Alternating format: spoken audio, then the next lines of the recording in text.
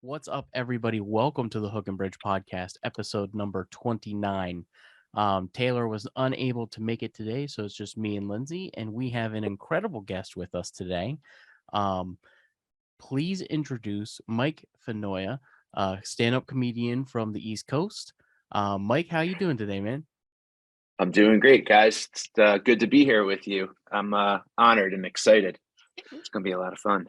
I like your So, T-shirt. thanks, thanks. It's not original. I'm not privileged enough to have an original Nirvana shirt, but Uh-oh, is it a hand-me-down or did you buy it at a? I think it's a JC Penney's exclusive. Hey, I don't get mad at that. I don't know. I think that a lot of people get upset about that. Like if I'm walking past the Target, I have to go see if there's any neat Of Grateful Dead course. shirts or anything. You have to Yeah. do it because if it fits, then who cares? That's really what it's all Yeah. about. Yeah. Yeah. Is if it's comfortable, that thin material, Mm-hmm. and it Mm-hmm. fits nice. So you, I've dude, you I've you had own it. That's your shirt. I've had this shirt now for 7 years. 7 years.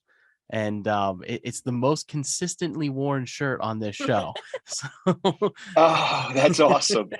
That's funny. I have a bin of my wife makes fun of me. I have a bin of t-shirts that say someday on it. Like I have a piece of tape on it that says someday dot dot dot. And it's like old shirts I bought at concerts that don't fit me anymore. And I'm Mhm. just like, one of these days I'll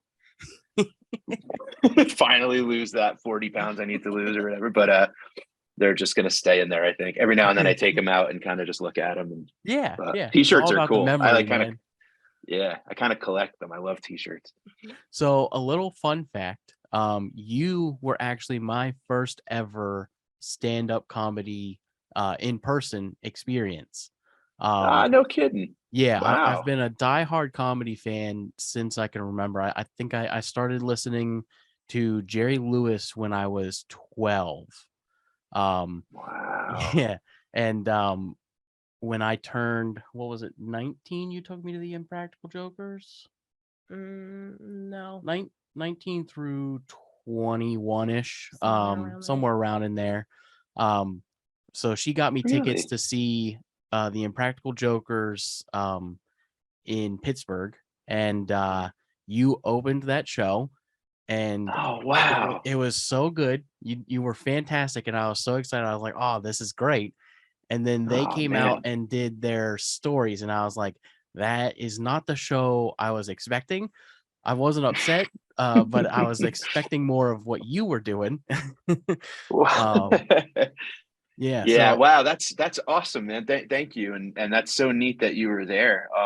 It's really incredible that those guys give us the opportunity, me, and the other guys that open mhm. the opportunity to do these amazing rooms, like it's Oh yeah. been such a thrill because I'm kind of a geek about venues like theaters and rooms, like certain places, just to know who played those places and how Mhm. old they are and all that stuff. And I get to go on and do like whatever 15 minutes or so, 12 minutes in front of like such a hot like crowd that's so excited to see the guys. And then I just kind of like going back and like run around and like bother all the people that work there about like, who was your favorite person that played here? Like any crazy backstage stories or, and that's, yeah, I mean, it's insane the amount I got to do Radio City Music Hall with them and Oh Wow. Nassau wow. Coliseum. I mean, it's just absolutely just mind blowing. And, Yeah. and, that's so cool that you were there and that was your first show. That's Oh, really dude, great.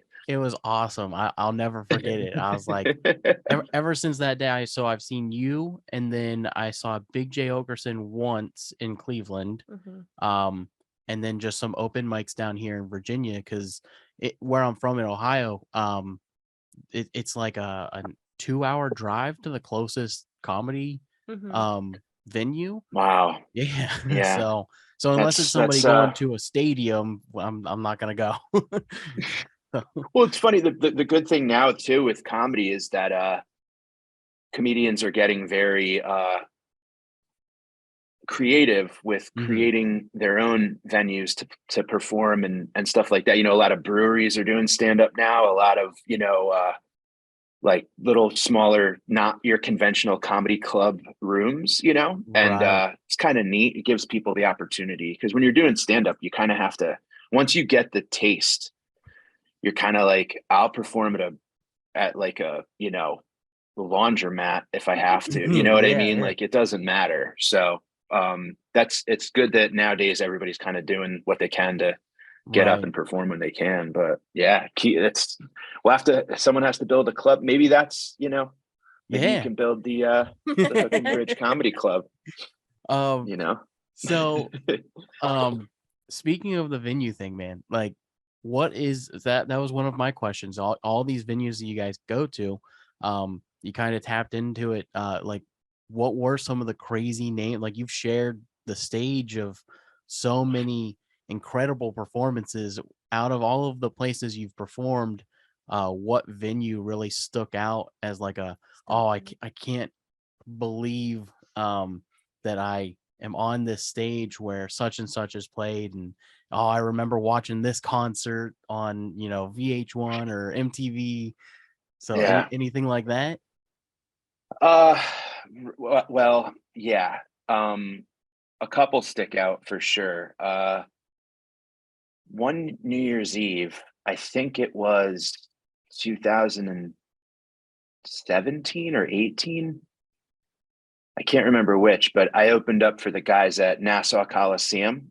And I mean, you know, the way that the Joker's show, the live shows would work is the tour manager would go up and go, "Are you guys ready to see the Impractical Jokers?" And everyone would go bonkers. And then he'd go, "Okay, well, first we have someone that's going to come out and warm you, you know, whatever. Like we invited a friend, and you know all that." And I would kind of like, you know, at a theater or a club, it's a shorter walk to the microphone. Right.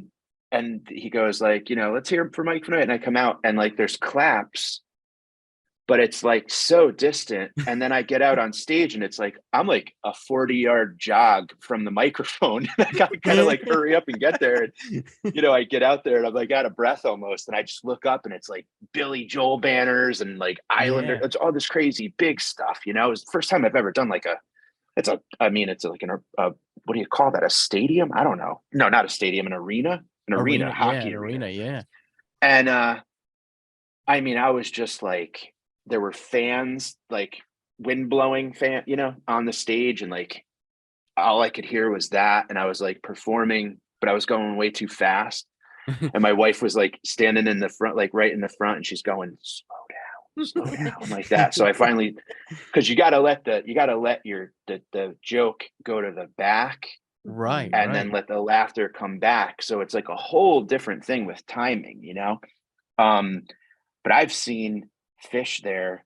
I mean, a bunch of times. Some of the best shows I've ever been to were at Nassau Coliseum, Mm. and you know when they did the Island tour in 1998, they did 2 nights Nassau, 2 nights Providence, and that's when they released like all this new material. And I was just like, you know, when you're young and you're going to those types of concerts, you kind of feel like the room is the biggest place in the world. You know, Right. like now I go and it's like you know, all right, another hour and it'll be over. But like then it's like every concert's like a massive adventure, you know. So that was huge. That was really, really impactful or whatever, you know, to be able to kind of like go, oh, I was over there when Right. you know, when the show happened or whatever. And then Radio City Music Hall easily was like, you know, something that was just I mean, it's a New York City, like it's just an Yeah. iconic venue. And I've been to concerts there, but the Grateful Dead recorded Reckoning, which is like an acoustic album that came out in like I think they recorded it in like 1980, but it's like one of my all-time favorites. It's like I just put it on and go to sleep to it, you know, and Hmm. that to me is the sign of like a great album if I can rest to it. And yeah, I mean, like walking on that stage and it's just insane. I mean, first of all, the stage at Madison Square Garden is on hydraulics. I don't know if like you know this, but it's like No. they actually like you can if when you go below the stage, there's these just like crane like weird mechanisms holding it up, and the stage dips and Oh drops and wow. stuff. So it's really wild. And, you know, just to be out on that stage and I mean, it's out of control. Such like a New York City. I mean, there's like a handful of places that, and again, I don't belong like I'm thinking like, what the hell am I doing here? But it's just how gracious they are and how kind. And I mean, I did some, other like the Wang Theater in Boston. I did with them. Constitution Hall in DC was another one that was like, I mean, think about how many like, Oh yeah. Eddie Murphy was there. I mean, some of the bands that have played at these places. One that always kind of blows me away too a little bit is Hampton Beach Casino Ballroom, which is like this interesting room, and there's a beach that's kind of like an Atlantic City looking part of New Hampshire, and they have a room there called the Casino Ballroom, and Bob Weir from the Grateful Dead played there the night that Jerry Garcia died. So like the Grateful Dead, like, so that this whole kind of, you know, it's a weird, and I got to talk to like I walked in and I was like, I'm a huge, you know, Dead freak. I'm like, can you talk to me about, you know, and they brought me upstairs and they were showing me all this, like the cutouts from the newspaper. Cause like all the local press came to talk to Bob Weir, and he kind of had to like have a impromptu press conference about Jerry dying, and all these Deadheads showed up. And I just like that cool, like, I like the fact that like these venues have been there for so long, and music fans are so passionate, and they bring their energy with them when they fill up this room. And just like the Jokers fans do. I mean, that's why it's such an honor to go out on the road with those guys, because you like the fans are just like, you're just so damn happy to be there. And I get it as a fan of this. I'm just so happy to be at the concerts I go to. So it's neat to have like the experience of both sides of the, you know, stage or the security or whatever you want to call it, you know? Right. Yeah. So, oh man, that's so crazy. Some of those venues. Oh, it's weird. So you know, being so passionate about music, were you ever into like playing instruments growing up, or do you still play a little bit? I mainly play my dashboard when I drive, but I play guitar, and I'm left-handed guitar player. When I was a kid, I didn't know that was like a thing, you know what I mean? Like, I think I got my first guitar in middle school, and I like got it from a music store, and it was just kind of like I didn't know there was a difference between anything. I just picked it up and held it that way, and the guy's like, you're holding it the wrong way, and I'm like, I don't think so. And I like tried to hold it the other way, and I didn't even know how to put my arms or hands, you know? And I was like, I think that either I'm broken or the guitar's broken or both. And they were like, here's another, you know, they had a left-handed one there, but it was more expensive. So I ended up just getting the righty and kind of like learning the wrong almost backwards. Didn't learn a lot, but just knew like, if you put your finger here, it makes this noise. If you put your finger here, it makes this noise. And then I got a lefty finally. And I took a lesson or two, but I kind of just taught myself chords and learned off my buddies, because I was able to kind of like, when you're looking at a right-handed guitar player as a left-handed guitar player, literally just have to mirror image what they're doing. So it was easier for me to kind of, you know, to do that. But we had a little band in college, Downtown Brown was the name of the band. And which wasn't off Downtown Julie Brown. It was like, that was what we called the weed that we got. Nice. Because it wasn't very good. So we just played some covers. I wrote about 10 or 12 original tunes, and just sort of, you know, we played for our friends and stuff. But it was awesome, just man. but I always had a band that in my head, like, you know, when I was a kid, I was like, before there were even instruments or friends, I was just like, yeah, I'm in a band. Like, of course I'm in a band.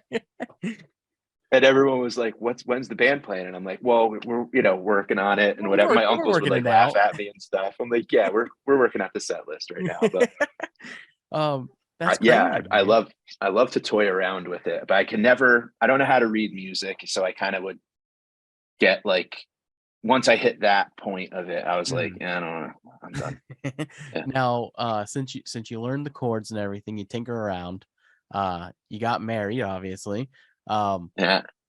Did you had to have at some point in time wrote a song for your wife, right?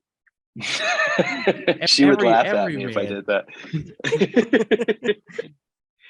No, I've written some jokes for her, but not songs for her.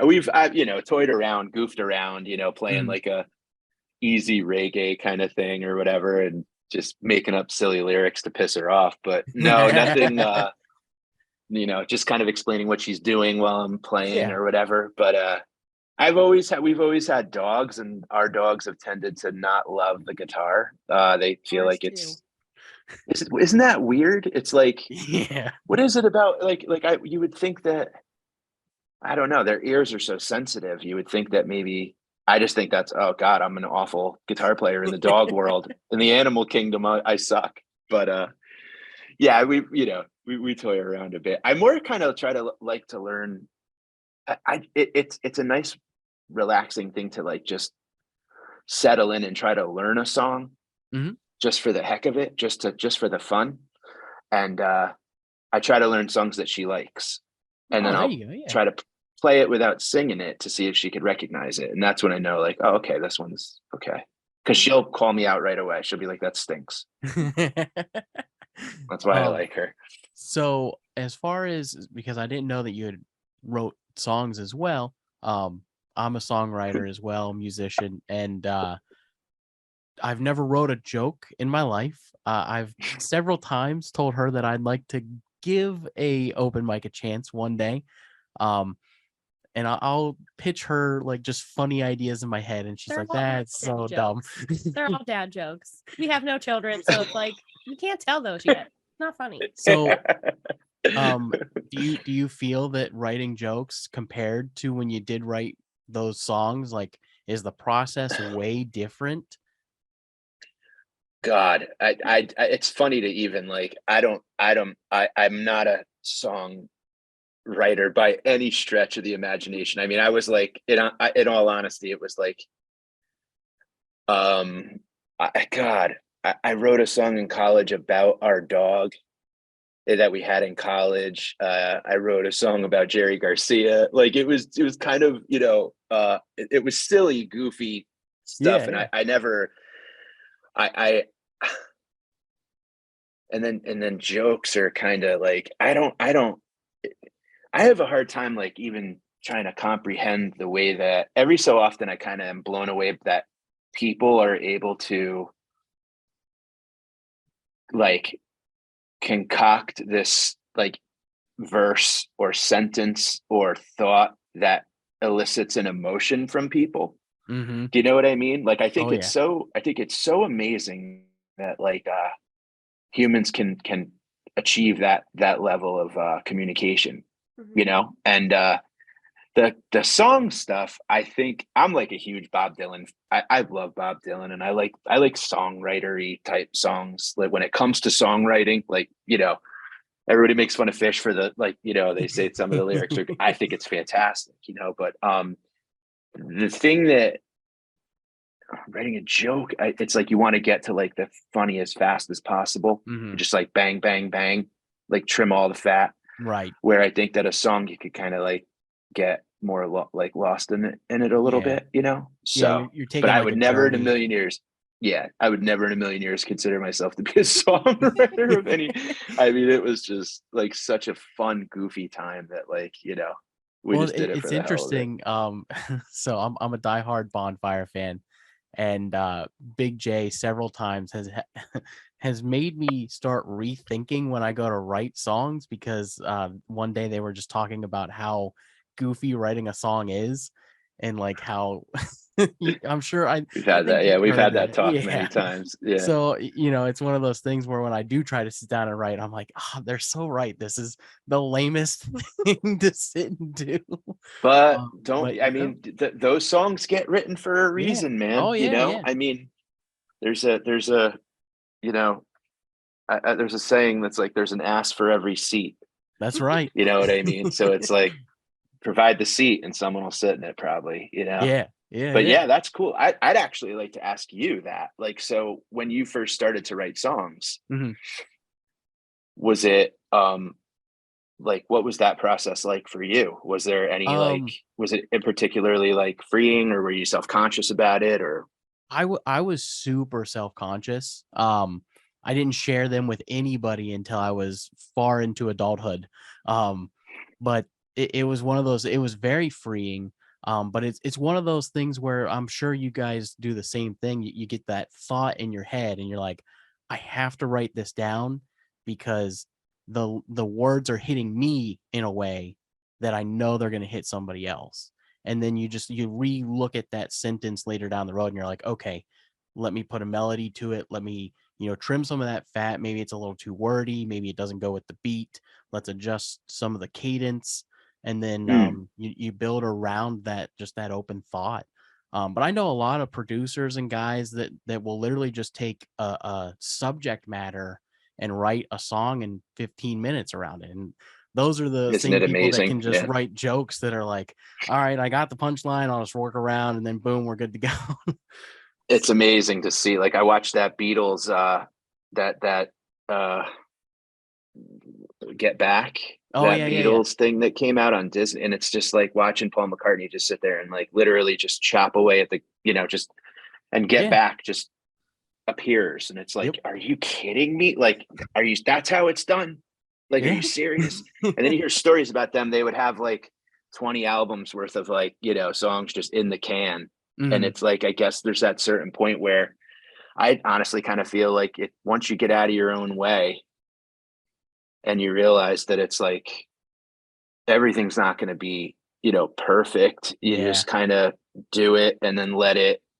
There's a certain thing about patience, I think that's important with all this stuff, because if you're rushing it, or you're rushing to be some, Bob Dylan or whoever your Bob Dylan is, it's like, you're not, like, you're just not, and you're never going to be. So just be, and that's fun. But yeah, it's good to get that goofy shit out too, though. You have to. Oh yeah. I'm sorry if I swore. I didn't know. No, this is an explicit show, man. You can say fuck, shit, ass, whatever you want. You're good to go. All right. Cool. That's awesome, man. I'm happy. So do you play it on guitar, or do you play keys? I see keys behind you. Yeah, so that's my MIDI keyboard. Just when I'm producing on the computer here, I use it for like drum beats and stuff. But no, I primarily play guitar. I started when I was 13. Yep, when I was 13. And yeah, man, I love it. It's something that I did professionally for a little bit, and then nice. We moved to Virginia, and now I got a job similar to your career path back in the day. I'm a sales rep. So yeah. Okay. Out on the street, pounding the pavement. Pounding the pavement, man. So how was that transition for you when you switched from a sales job and said, I'm going to take this comedy career seriously? How was that transition for you, and how scary did it get? Well, it was terrifying because, I mean, I've always been,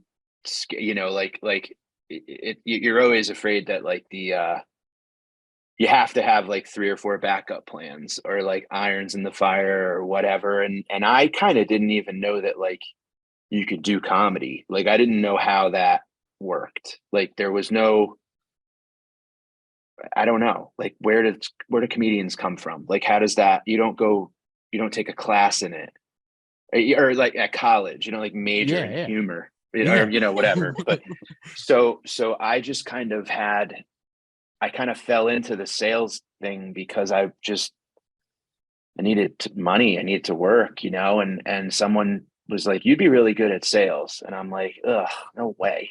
And then I learned about it, and I was like, shit, I probably will be okay at this, and then I did it, and I couldn't stand the people like looking over your shoulder and kind of like, like checking up on where, if you are where you say you're going to be. And I've always been like, like landscaping or working, delivering stuff, and like, but getting the job done. Like, I always kind of had the thought of like, let's just, if we have 10 lawns to cut, let's cut the 10 lawns and get the hell out of here. Like, like I don't want to waste time. So for someone who I didn't even really like, bosses to kind of be like, listening in on cold calls and checking it's like, no. And then I went to another company, did really, pretty good. And then I tried stand up. I was at a club and they had like a sign that said like, new talent thing or whatever. And I asked them about it and went up and did a couple minutes. And then I was like, oh shit, like this feels good. And, but you don't just then go like, all right, life, I'm a comic now. Like you work, I had to work. Yeah. Like, and I found work at home sales jobs, like way before Zoom and way before all that stuff, where it was just kind of like you're responsible for, yourself. And it gave me the freedom to kind of like, work doing what I had to do to get paid. And then with my other arm, kind of like, comedy, like, Right. making calls on the highway and, just pulling over at rest areas and doing like and just trying to get as many gigs as I possibly could. And I kept working,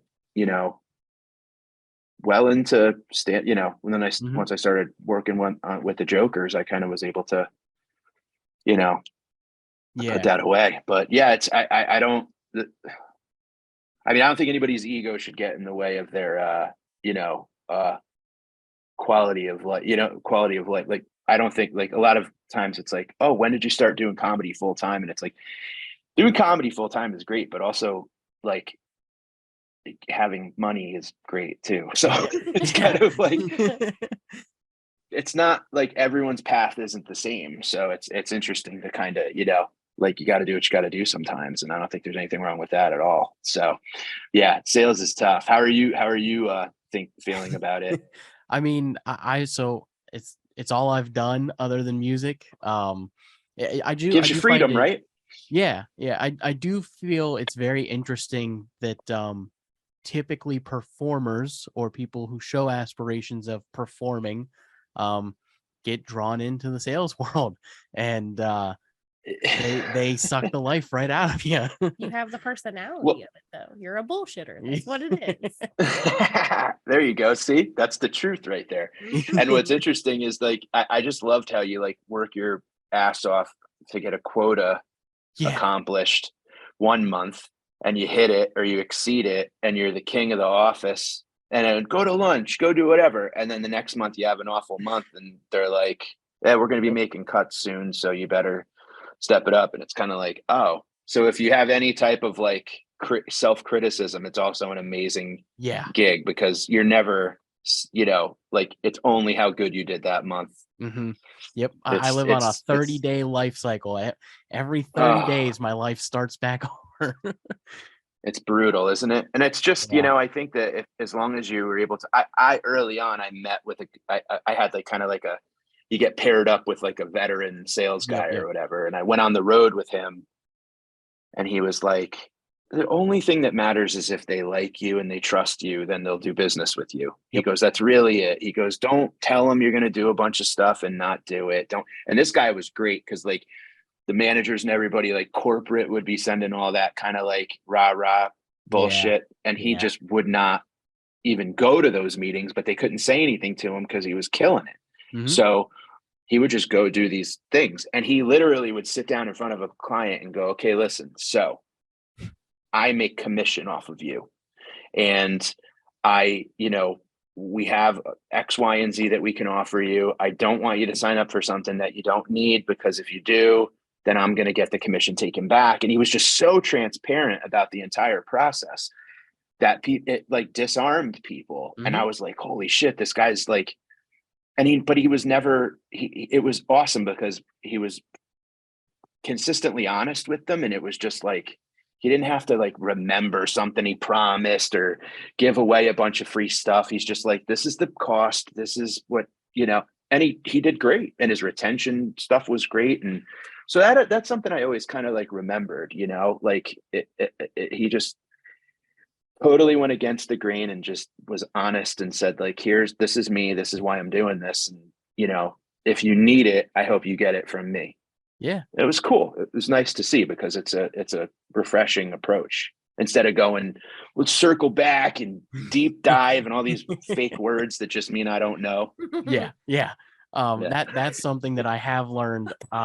So I'm 28 years old. I've been doing it for 10 years now. Started when I was 18, and I have seen the thing that I love the most is when people come in and the bullshit small talk that you got to go through every single day with 12 people a day. I can't tell you how many times a day I have to ask how the weather is. It fucking sucks.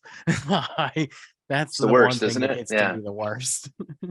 And you know what, too? It's just like that whole thing of like, for some reason, like the fear of saying, I don't know.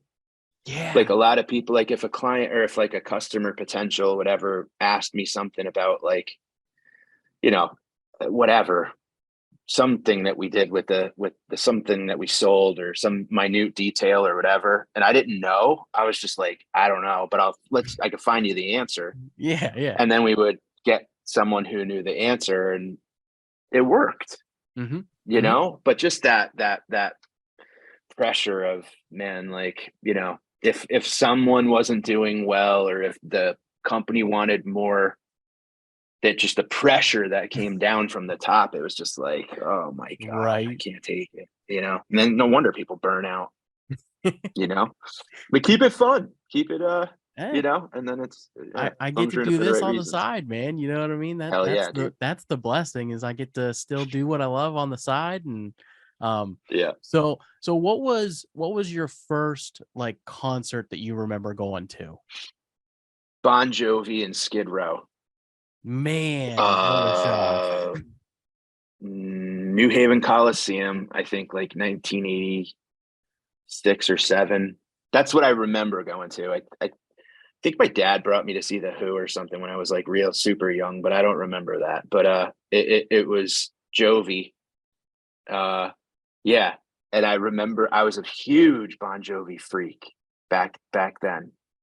Playing my tennis racket on my bed, jumping up and down, like singing Living on a Prayer. And we went to the concert, and it was just, I just remember like, it was the venue that I used to go see like hockey, like AHL hockey games, like New Haven Nighthawks. My first Fish concert actually happened to be at this venue too in '95.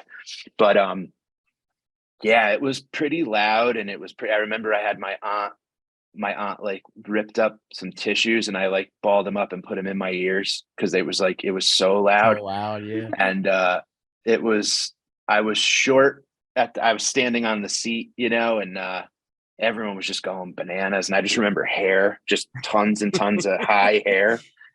Yeah, it was just like overwhelming but pretty like, wow, these people are having a lot of fun, you know. And I think that's kind of, I don't know if that's when I got the bug, but that was my first ever like that I remember being at, you know. And it was neat. It was, I think 87 or something like that. Yeah. How do you feel about Skid Row now? I don't feel anything about Skid Row.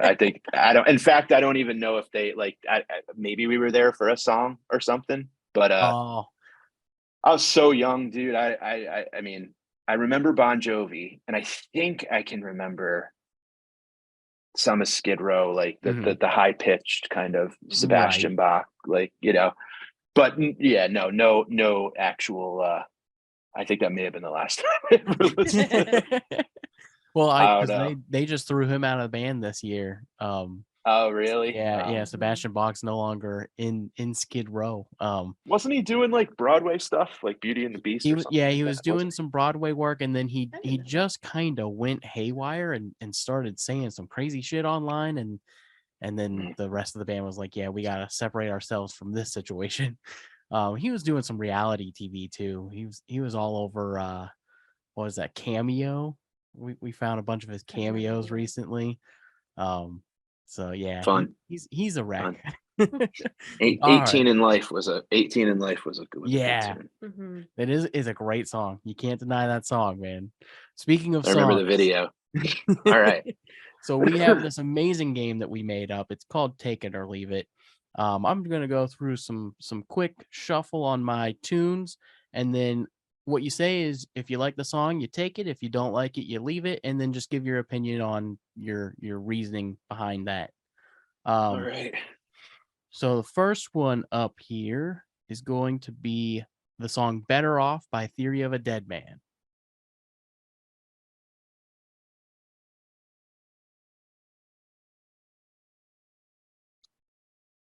Uh-oh. Are you playing it? Oh no, nope. We can't because of copyright issues. Oh! I'm so sorry. I was like waiting to hear. You're good. I just go by the name. Yeah, yep. Just if you know the band Theory of a Dead Man, you can give your opinions. If you don't, it's cool. I don't. All right. I don't know that. And tell me the name of the song. Better Off Dead. Better Off by Theory of a Dead Man. They're like a hard rock band. Okay, I'm gonna say take it because I haven't heard it. All right, fair enough. So I'm not gonna leave it because I haven't heard it yet. So how about Crazy Train by Ozzy Osbourne? Classic. Randy Rhoads. Randy You gotta Rhoads. take it. Yeah, take it. It's interesting too. Okay, so my thoughts on that song, and I've always had this weird thought about like, you remember Ozzy was like, the devil worshiping, stay away from Ozzy because he's evil. If you listen to him, you're going to hell, and if you play their albums backwards and all that. Mm-hmm. But the lyrics of the song are like, maybe it's not too late to learn how to love and forget how to hate, and it's like, wait a minute, this is the devil. If that's the devil, then I got to rethink everything. I'm on the wrong side. I'm on the wrong side here. I always thought that was interesting, like that. And then it was like, but then obviously, you think about lyrics and you kind of go like, did he just write that because it rhymed? Yeah, right. Or what? You know what I mean? Like, but it's you gotta keep that song. Oh It's yeah, amazing. Well, and then you have songs like War Pigs. Like he was writing really political shit before anybody else. Mm-hmm. So I love that. And wasn't that like he got beat up by a bunch of like? yeah. Oh no, it's Fairies Wear Boots. It's Fairies Wear Boots. Yeah. That's right. Same album though. Yeah. All right. How Awesome. about Friday I'm in Love by The Cure?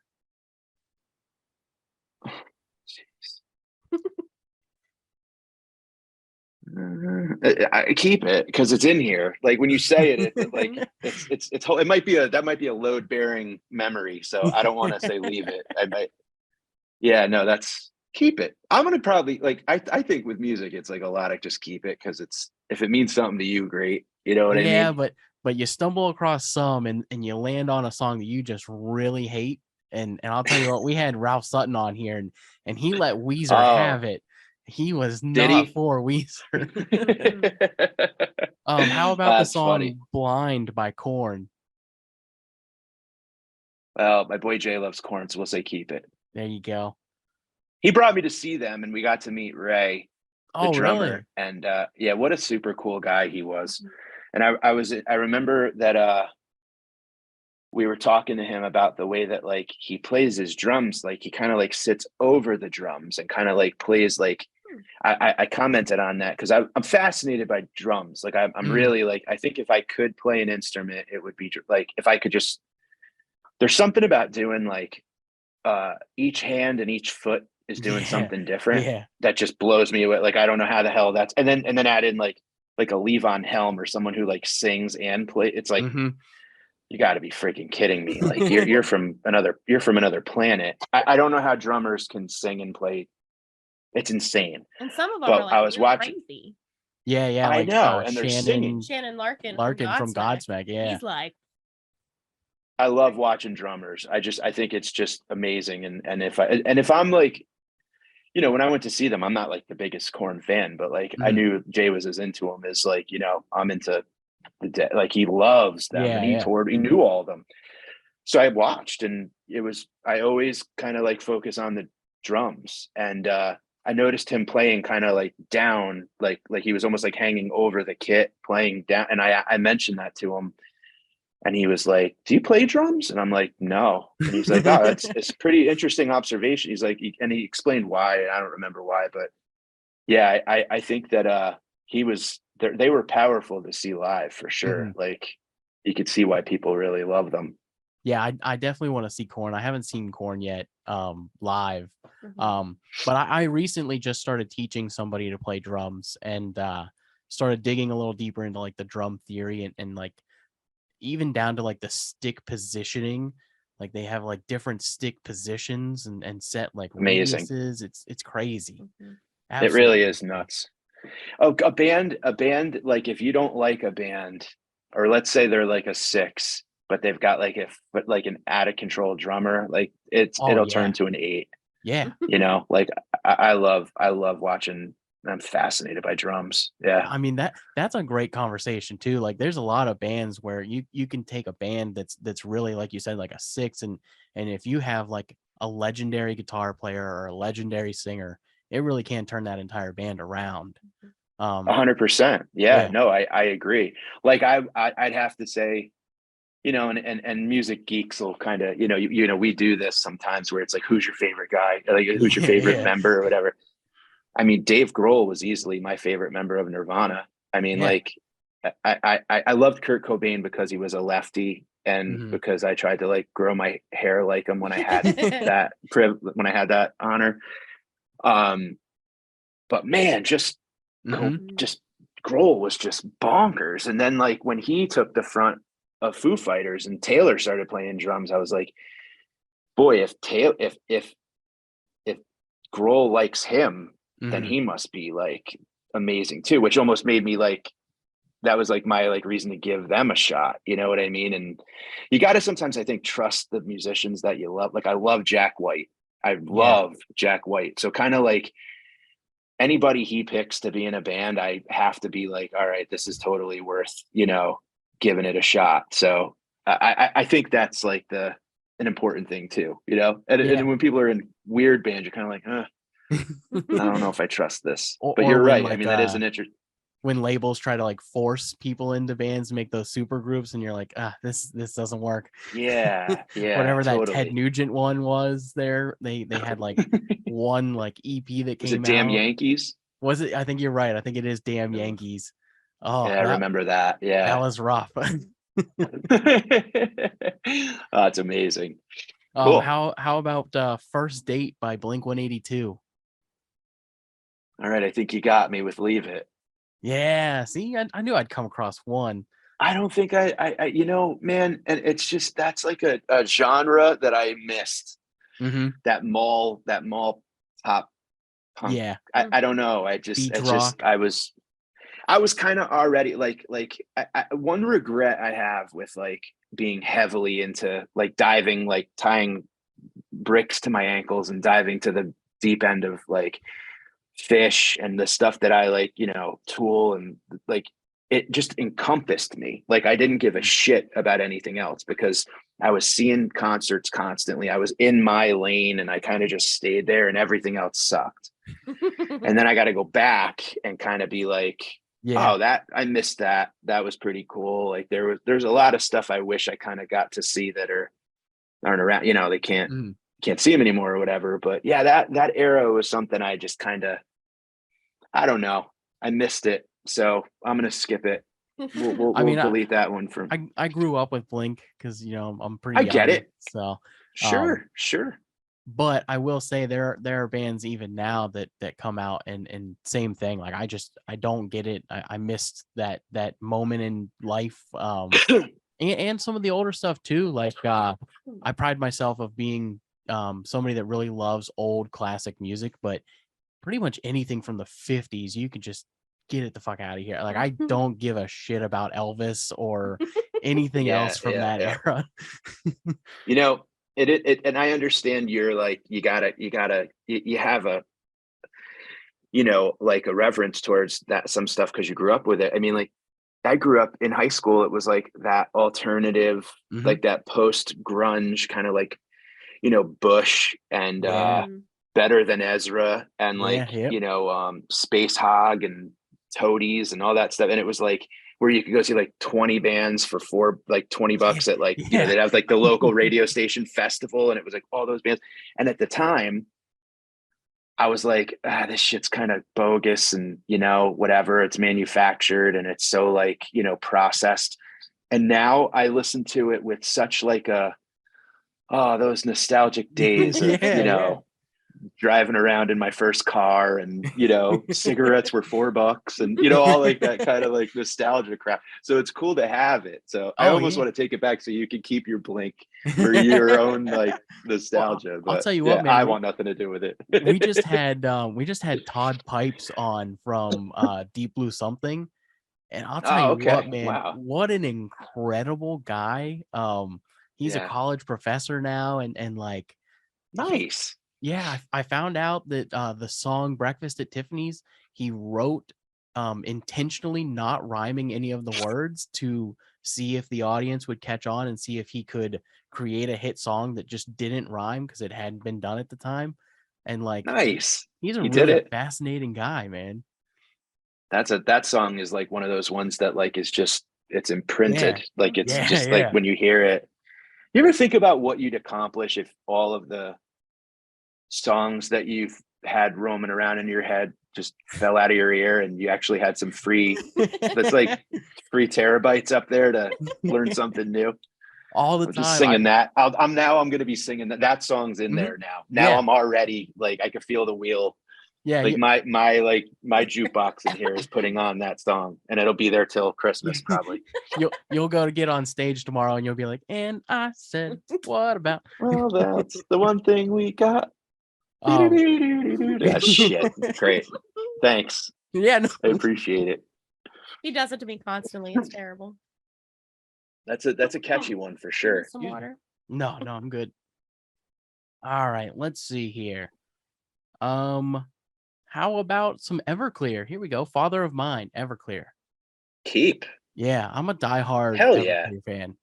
fan. Again, that's in that kind of like now that's what I call high school volume 2. Like, you know what I mean? Like that's just where that sits for me. But I definitely like yeah, I have a soft spot. That's probably my Blink 182. You know what Yeah, I mean? right. Like that shit. Yeah. It's interesting to go through. It's kind of funny too, because like if you talk to certain people that like, existed of a certain age at that time, you kind of go like, it's almost kind of like a geeky, like you're like, hey, how Yeah. did you feel about, Better Than Ezra or whatever? And they're like, I liked him. And you're like, oh, me too. It's like, it's like validates it, It's like, oh, right. Yes. That's Nice. how I feel I can about admit that I like REM. who would that be for us? Like that would be like the emo stuff, really, like Yeah. Falling in Reverse or something. Yeah. My Chemical Fallout Romance. That's a whole genre I know absolutely nothing about. Yeah. Nothing about. So, I don't even know, like, yeah, that's crazy. So speaking of songs that kind of take you back, do you have any specific song that when you hear it takes you back to like a specific moment in life and you're like, oh man, I can remember this song came out and I was doing Jesus. this, and I have a bunch of those. Oh man, your memory's way better than mine.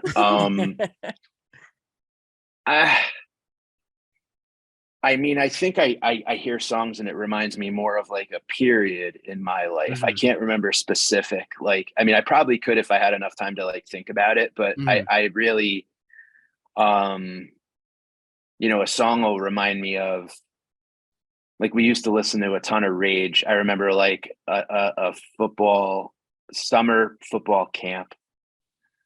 I got a hold of some like, so I used to go to these like tape trading conventions that had like live bootleg tapes, and they would like show up at like local hotels in the conference room.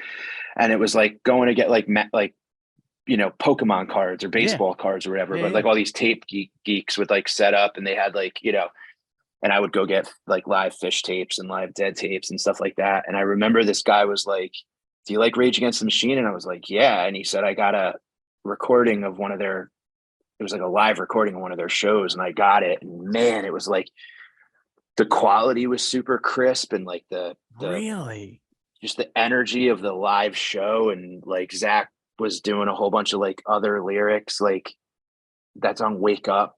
Yeah. And he was just like, it was insane. And I remember I played it at football at our summer practice on our little tape deck that we had, like we're old, but we like, we had a boom box. And we would listen to it constantly over and over and over. So like when I hear certain Rage stuff, I kind of think about like that summer of like junior year in high school or something like that. But yeah, a lot of times it's like I'll just think of like I'll hear something and I'll think of like when I listen to 80s stuff, I think a lot about being like hanging around at like my uncle's softball games and stuff, you know, because it was all the music that was cranking out of their trucks and stuff, like Bob Seger and, you know, shit like that. You know. But yeah, no, it's that's the great thing about music is it just like, I don't know, it gets you out of the bullshit, and it just kind of, you're able to kind of just like lose yourself in it, and I love that a lot. It's the universal language. Yeah, well, and now every time I hear Breakfast at Tiffany's, I'm going to think of YouTube. Yeah, there we go. Sounds like good. So we have one final question that we ask all of our guests. The show is called the Hook and Bridge Podcast for a reason.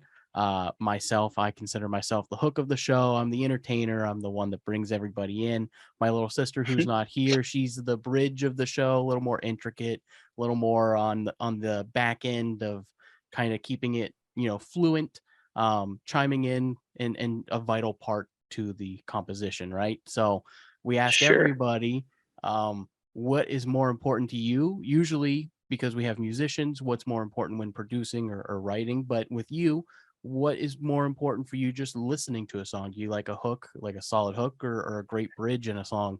Especially coming from a jam band background, this is going to be the most interesting answer, I think, of the show. Oh no, it's all about the flow, man. It's all about the groove. It's all about the moment. No, God, I don't know. I'll tell you what, there's so much jam music that I'm like, ugh, you know, like there's stuff I love, and there's stuff like I just like the quality of everything. You know what I mean? I like great old country, and I hate a lot of country. I love great metal, you know, and I hate some. The jam band stuff I like. I think it's fantastic, but other people are like. I remember one time I made Jay listen to a song. And I go, what'd you think about that? And he goes, I feel like I just chased a gnome through a forest or something like that. And I was like, all right, that's the best way of saying I hate it. I think hooks are, shit. God, sometimes the bridge is the hook, you know? Right. So that's hard, but I'd say the hook. I mean, I have a very short attention span. So I think that what I'll notice is that like a hook will stick. A hook will literally, like, no pun intended, hook me, and then I'm kind of like I'll be walking around or doing something, and like a hook to a tune will pop into my head, and then I have to almost like backpedal and be like, ah, shit, what is that? And I got to keep going, like, you know, like just a little lick or riff or something like that, and that hook will, like, it'll have me until I go back to it and recognize it, and then go, oh, that's that. Okay, got it. So I'm gonna have to say hooks or bridges, but bridges could be hooks. So your sister's just as important as you are. I don't know what kind of weird psychological experiment this is, but you and your sister are equally important. Yeah, there we go. Well, and especially in jam music too, it's like it's so hard to answer that question from that perspective, because the songs really are broke down into multiple parts. There's multiple movements, and then the guitar solos and stuff really kind of take over that hook surface. You know what I mean? Like there can be multiple hooks in a Fish song. Oh God, yeah. or a My Morning Jacket or a Dead song. So that's very interesting. I think that, like, when you're looking for because I appreciate, I've had a lot of conversations with, you know, Okerson in particular about this, probably. Like, when you go to a concert where you just want to see the songs played the way they are on the album, you just want to go see certain that sometimes that's what you want to see. You know what I mean? And I've been making it a point to kind of like go to different concerts that I haven't really, bands I've never seen that I've been dying to see, or bands like that will do an album or their, you know, their songs like Bang Bang. I see Wilco anytime I can. I absolutely love Wilco. I think do love Jeff Tweedy Wilco. might be like, I think I put Jeff Tweedy up there with Dylan as like a unique singer songwriter, like prolific, just like shits music, and it's all phenomenal, you know. And they play their songs very close to the way that it is on the album, and I love that. And I go see them because of that. But I also go see Fish because of the opposite reason, because they make it different every time. And I think that's so cool. So it's like, I kind of like those things I like them for their specific reasons. You know what I mean? And I don't want to go see Fish play a 3-minute, you know, like it was on the album or whatever. But I also don't want to watch a band try to force a 20-minute fucking, you know, like then it's like, oh Jesus, like, come on, like, let's wrap it up, you know? So the bands that like just play the tunes the way that you want to hear them live, like, I love that. I think that that's really great. And, but yeah, the thing with going to see the bands I go see mostly is because it's just, I really like when it's different every night. And I think that it allows the crowd to be different every night, and it allows the experience to be different. And I don't know. I mean, there's something to be said about that. Just having the trust in the audience, and the trust, the relationship you develop over time, where it's like, man, I'll tell you, it's funny. You go see concerts like The Dead or Fish or whatever, and they screw up the lyrics. The crowd will cheer louder when they screw up the lyrics than if they get it right. And it's a weird thing. Like, it's just an organic, like, you fucked up. Like, yeah, but it's not like but it's like, we forgive you kind of thing. Like, it's a weird, it's interesting. It's really interesting, but it's, yeah, it's definitely unique. When it's forced though, like when those long jams and things like that get like, there are times when it's just like, you kind of lose steam and you're like, I gotta go get a water or whatever. Like, you know, it's like, I don't know. Enough's enough at certain points. You know what I mean? I 100% agree. I couldn't give a shit less to go and see Leonard Skinner play Freebird ever again. Like, once that's just, I wouldn't want to see that song live again. Once you've seen it once, you're like, all right, I get it, man. Like, it's the same 15 minutes every night. Yeah, absolutely. And it's just kind of you know, I don't know how people go see, you know, what's interesting too with going to see other bands that don't go on for, I mean, Fish plays 2 sets and an encore. So like, say ticket time is 7:30, right? They normally go on about 8:15. They play about 75 to 80 minutes. Then they take about a half hour break, and then they come out and play another 75 to 80 minutes. And then they do maybe like a 25, 30-minute encore. Yeah. That's a long night. That's a really long night. And I've been going to some shows recently. I saw the Shins recently because they were doing, that's a band I kind of like found afterwards and I love. And just Mercer's a great songwriter. And their concert was like maybe an hour. Yeah. Like maybe an hour. And I was like, wow, this is how the other half live. Like you go to a concert and you don't have like aches and pains. And normally I'm going to like multiple nights of Fish. Right. You know, like they did 13 nights at the Garden, and, you know, I went to a bunch of them and I was like, why do I feel like shit? And I'm like, oh yeah, I was fucking doing drunk cardio for the past, you know, 6 nights.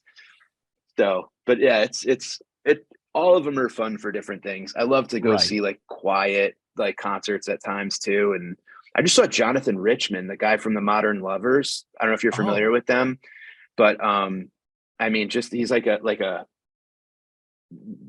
that genre of music kind of icon. And he's like, if you don't know who he is, he's the guy who, remember the movie Something About Mary? Yeah. Yeah. There's the guy playing guitar and like it would just pan to this dude playing. That's him. And he but he's like kind of this really unique character, and he was in this band, the Modern Lovers, which I really love. They were like in that CBGB era kind of you know, and before, actually way before. But he's got a song Roadrunner that's like, I think they made a documentary about that song. But anyway, I saw him live, and it was just like you could hear a pin drop, and it was just him with a classical acoustic guitar with the nylon strings, and just so quiet, and everybody was like hushed, and it was fantastic. And I love that shit. Like, it doesn't always have to be like a, then I go to Tool and it's like, the best live experience ever, but I can't hear for a month after, Right. They're the best. They're the best live. They're out of this world. All right. So we have here for you, sir, a few questions. We're going to test some Phish knowledge, and then we're going to go ahead and get you out of here. So the first question is, boy, what was Trey's senior thesis about? It was about the man who stepped into yesterday. It was Gamehenge. Yeah. Yeah. Gamehenge, Phish. I'll give you the short answer. Phish's string of cartoon era songs was written by Trey in college, was performed live on their first time in 1988. Yep. And they've only played it live a handful of times, and it's kind of like the thing you chase. Like, Phish fans always want to see like a live Gamehenge start to finish, and it's kind of like his mythical, like, Narnia world. And right. Each song standalone is great, but if there was periods of time where they didn't play any Gamehenge tunes, rumor would kind of start to buzz that like, oh, maybe tonight's the night that they'll do a Gamehenge. The last time they did it in its entirety, I think, was like 95.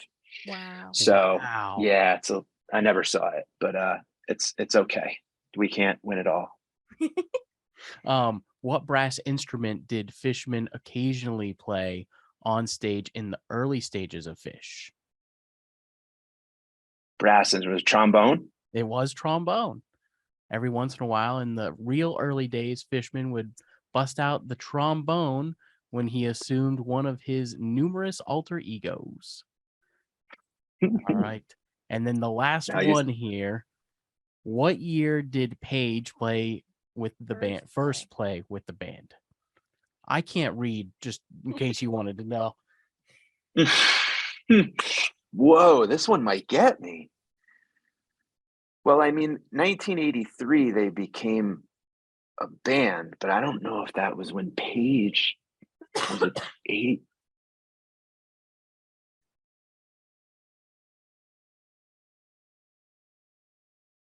'85. Damn, man, look at you. 3 for 3. Wow. Okay. I'm ashamed at how long that took. See, that's what's going to bother me. You weren't a good enough fan to know. Yeah. Right. Wow. Yeah, that's well, nice. Mike, it has been an absolute pleasure to have you on, man. Oh, this was a blast, man. Thank you guys. Really. And it was thank you for having me. And it's cool that you guys are doing this. Yeah, thank you. So what do you guys, I'm so used to having a fans. Well, I do have multiple personalities. So, right now we're gonna, overthink Christmas. And what do I have going on? Yeah, what I do you have got going on, I have a podcast called Comes a Time with Oteil Burbridge, and it's a lot of fun. It's an honor to do the podcast with him. And we interview musicians and a whole bunch of people. And you can check that out at Comes a Time Pod on Instagram, all the places that you get podcasts and stuff. And MikeFinoia.com for stand-up dates. And that's kind of it. At the moment, and then I'm thinking about dusting off after this. I'm thinking about dusting off the guitar and maybe recording some of those songs. I'll send it to you. You could produce them. Oh, dude, then you're responsible. That would be incredible. We could always jam. I don't think it would be. I don't. Yeah, we could. Let's jam first. And then, thank you guys very much. Yeah, no problem, man. And honestly, everybody listening, the podcast is incredible. I love you guys' podcast. I'm glad you enjoy it. Thank you for listening. Ooh, sorry. Yeah, everything you guys do, man. Like I said, I'm a big fan of comedy. And I tap into all of it, and I keep track on everything. And yeah, I really wanted to have you on the show because I knew you were such a big music guy. So I think this was awesome, man. Thank you really much. Very much totally. for coming on. I had a blast, man. Thank you. All right. So you can catch the Hook and Bridge podcast everywhere, and check out our new website. We have a little microphone on there. Feel free to jump on, leave us a little voice message. We'll read it on the show, give you a little shout out, and check out the Instagram for exclusive podcast content. And then all of the video stuff goes up on YouTube, Hook and Bridge podcast. All right. Thank you very much, man. Have a great night. Take it easy, guys. Thank you so much. Thank you. See ya. Bye. Later.